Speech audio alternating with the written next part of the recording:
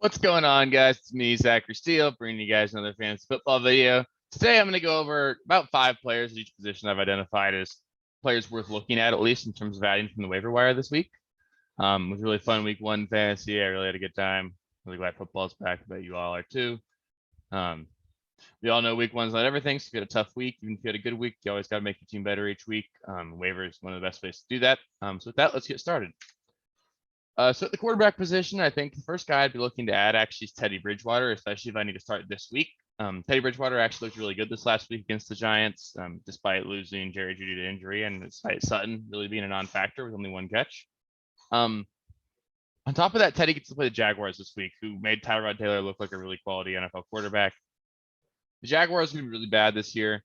I don't think that's a shock to anybody, but I think that they're going to be a defense that you really look to play opposing quarterbacks and really opposing players in general against. And for that reason, I'm really excited about playing Teddy Bridgewater this week. I think he's a guy that if you don't have one of those top 6 or 7 quarterbacks, you can really happily plug in and expect top 10 numbers from this week.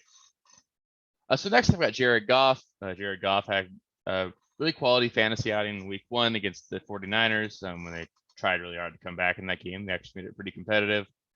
But I think you're going to see something pretty similar out of the Lions each week this week, which is going to be them falling behind and needing to play catch up most of the game, which is going to lead to a lot of pass attempts and a lot of plays in general. The Lions led the NFL in plays from scrimmage this week at 84. And I think that's something that they might continue to lead the league in. And I think that's always something you want to look for, is just because, I mean, if there's more plays, there's more opportunity for these guys to score points.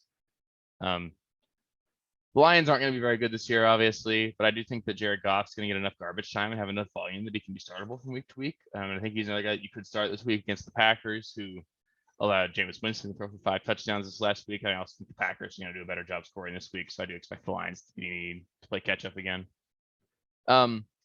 Next guy I'll mention here is Jameis Winston. Obviously, I mentioned earlier that he had 5 touchdowns this last week. And honestly, the Saints looked really good. Jameis looked pretty good. Obviously 5 touchdowns isn't something that you can bank on week to week, but I think what you're seeing is that Jameis Winston is actually a talented quarterback, and I think Sean Payton really has the ability to allow Jameis to work in this system. I think Jameis is a guy that could be a fringe starter week to week, and he's a guy that I'd be comfortable adding if I don't have one of those elite quarterbacks, and somebody that I think you can stream week to week. And lastly, the guy I'll mention here is Sam Darnold. I personally think Sam Darnold is actually pretty talented as a quarterback, and he kind of showed that this week against his former team, the Jets.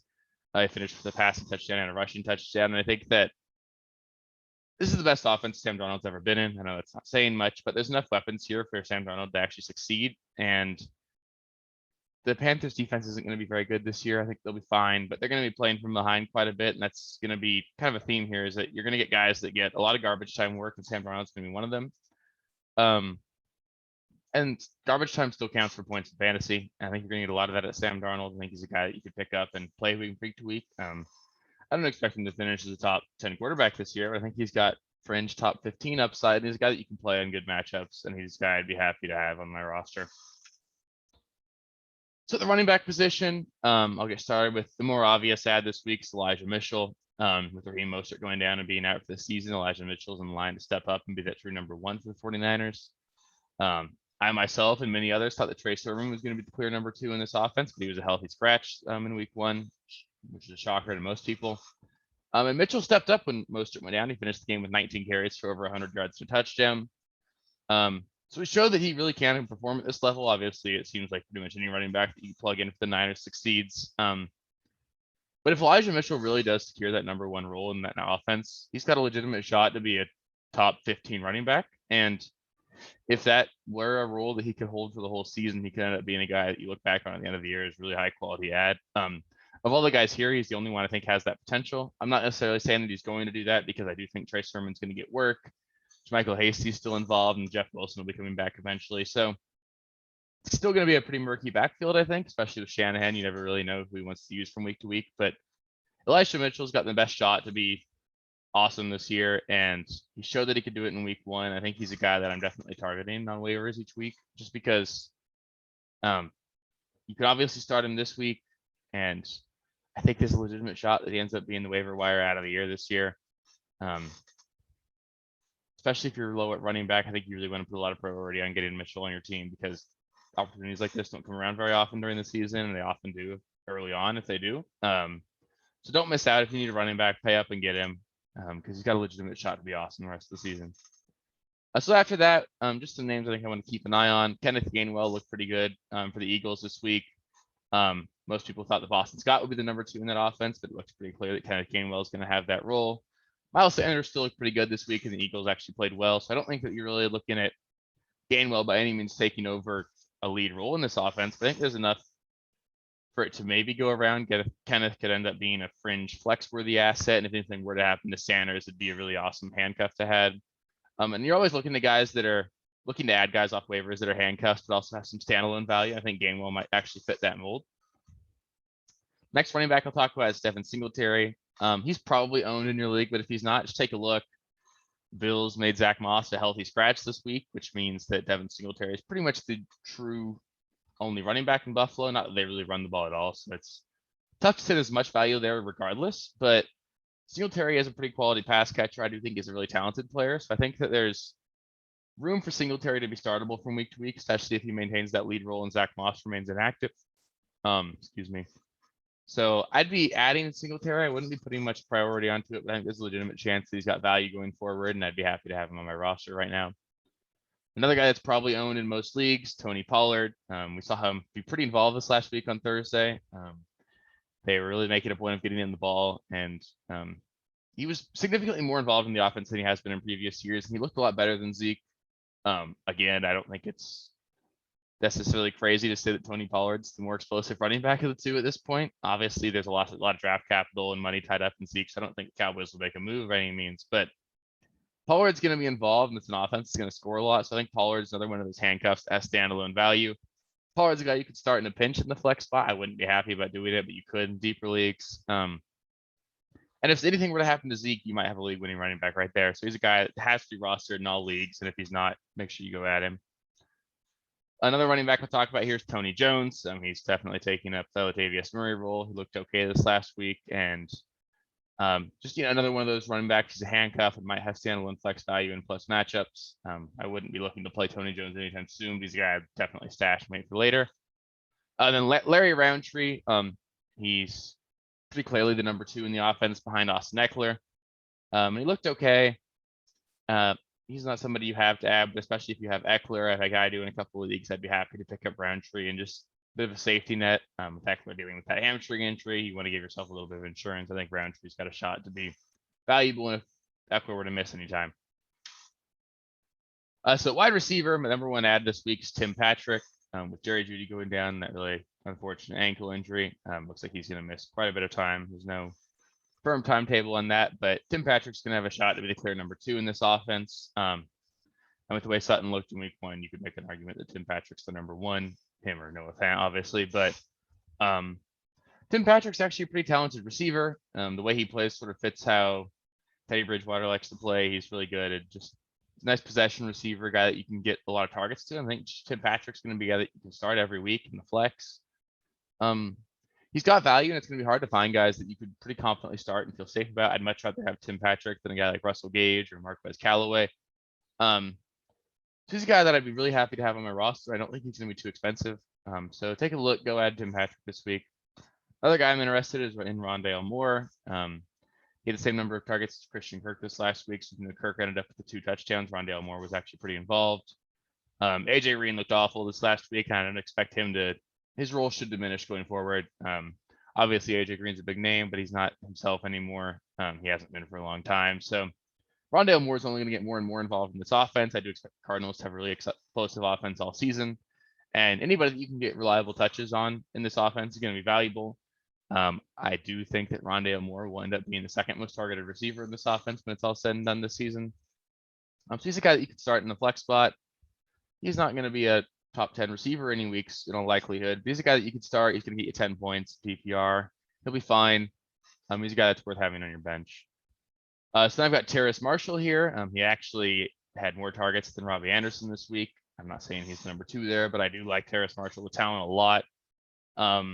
And Robbie Anderson actually sort of got bailed out this week with a 60-yard touchdown. He was largely uninvolved. He sort of seemed to be filling the same role he filled back when he was in New York with Darnold, which is being their deep threat. and not much of the possession receiver that he was last year, which is actually pretty disappointing. But I think that Terrace Marshall is going to be a guy that's going to get enough targets. Panthers are going to pass the ball a lot. They're talented options, and Terrace Marshall's not going to see top tier coverage because DJ Moore is going to draw the number 1 corner each week, and then Robbie Anderson's got the defense to pay attention to too, along with Christian McCaffrey, obviously. So I think, John, you just want to get talent on your roster. Terrace Marshall's got the talent. He's got a legitimate shot. This is an offense to add 3 fantasy relevant receivers last year, and Moore, Anderson, and Samuel. I think there's no reason that Marshall can't be just as good as what Samuel was last year. So he's a guy I'd be looking to add. I wouldn't start him this week, but he's a guy I want to add and have in my roster in case he blows up. Another guy I've got here is KJ Hamler, pretty much the same reason as Tim Patrick. KJ Hamler is a pretty explosive player. He's always efficient in terms of points per target and touch, and he's going to get more targets and touches now that Jerry Jeudy's gone. So he's a guy that I would add speculatively. You don't have to add KJ Hamler. I just think he's someone that you want to look at. I personally think he's a pretty talented player. He's not special, but he's decent. Tim Patrick's obviously the guy I want to own over Hamler, but if you can't get your hands on Patrick or you don't want to spend up on Fab, KJ Hamler is a guy you could add and he'd do okay for you. And he's not a guy to start unless I'm in a pinch, but he's someone that was worth looking at. Another guy I'll talk about here is Marquez Valdes-Scantling. Obviously, seems like every year he's a guy that we're talking about having a shot to be the number 2 receiver in Green Bay. But the fact of the matter is, this last week he actually was. He matched Devontae Adams in targets with 7. I want to say he played almost as many snaps as Devontae Adams. He was a clear number 2 receiver in terms of usage and snap rate. And he led the NFL in yards per reception last season. He's a guy that can do a lot when he's given the ball. He's a really great deep threat to complement Devontae Adams. If he can finally just sort of get that consistency and get that consistent role, I think he's got a legitimate shot to be a quality starter by the end of the season. And the Packers are not that bad.